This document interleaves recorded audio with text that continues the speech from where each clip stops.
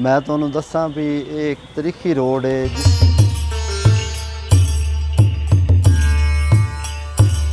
कि जदों PTI का दौरे हुकूमत आई उदों साइड ते रोड भी बनते रहे नो, कारपेट रोड बने नो, फिर नालियां सोलंग सारा कुछ होया, लेकिन काम नहीं होया तो इस बुआने का नहीं होया।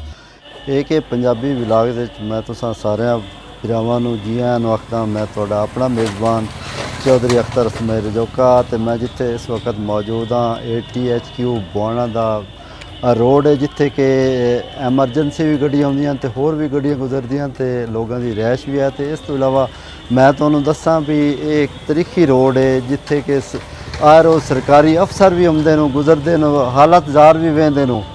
तो जनाब जेडे मरीज़ एंबूलेंस आउंदे न, वो भी बेचारे बड़ी मुश्किल नाल आउंदे न।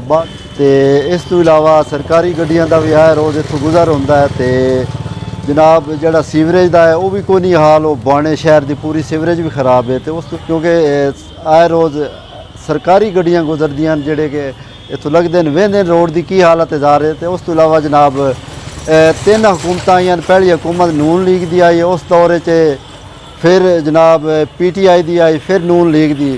थोड़ा जहा ना रोड बनाया भी, लेकिन वो 1-2 दे बनया तो 3 दे जनाब बारिश आई तो सारा जनाब रोड त्रुट गया। 10 साल दा अरसा हो गया या इस तो भी ज़्यादा। तो ये रोड की हालत जार तुहाडे सामने असीं तुहानूं विखा सकते हैं।